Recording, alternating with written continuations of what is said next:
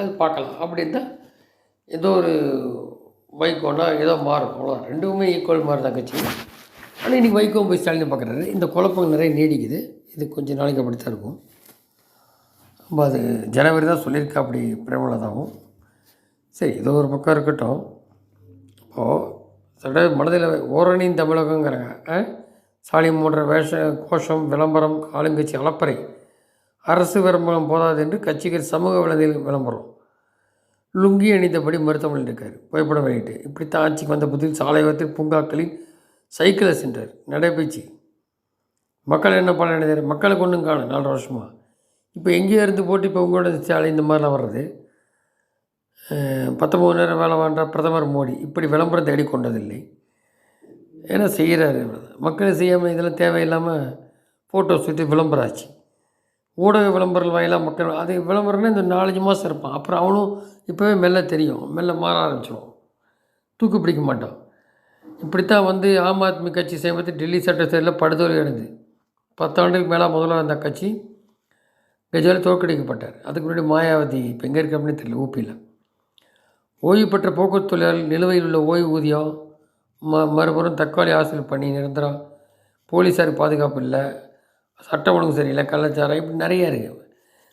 இதெல்லாம் தீர்காணம் வெற்றி கோஷங்களும் விளம்பரப்பலையும் தூக்கொண்டு ஓட்டுக்கு அறுவடை கிளம்பிவிட்டார் தமிழக முதல்வர்.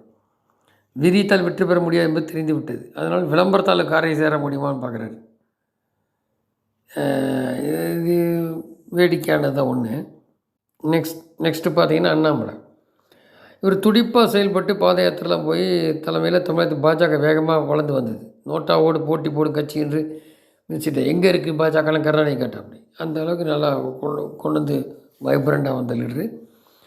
பல்வேறு போராட்டம் நடத்தி திமுக ஃபைல்ஸ் எல்லாம் வெளியிட்டு பாஜக உயிரோட்டமாக வச்சுருந்தார். அண்ணாமலை தோற்றாலும் ஓட்டுக்கு பணம் கொடுக்காமல் கோயம்புத்தூரில் எம்பியில் வாங்கினா அப்படி ஒரு 4 lakhsக்குள்ளே. அவர் தோற்றது உண்மையில் வருத்தப்பட்ட அநேகர் படித்தவர் இளைஞர்கள் தான் வருத்தப்பட்டார். அதே நேரம் பாஜக வளர்ந்து வரும் கட்சி என்பதால் தனித்தின்று தமிழகத்தில் வெற்றி பெறுவது கடினம்.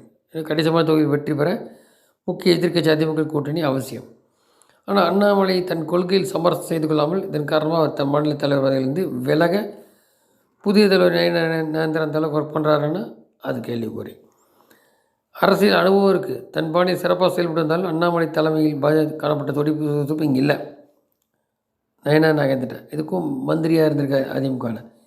இவர் என்ன நினைக்கிறாரு, என்ன அதிமுக லீடாக இருக்குது. அதனால் அண்ணாமலை தற்போது கட்சி கூட்டங்கள் அதிகம் தென்படுவதில்லை, ரைட்டு. ஆனால் தமிழகத்தில் பாஜக நல்லதல்ல. பாஜக வேகமாக வளர வேண்டும், அண்ணாமலை பங்களிப்பு வேணும். இது எப்படி பாஜக எடுக்க போகிறாங்கன்னு தெரியல.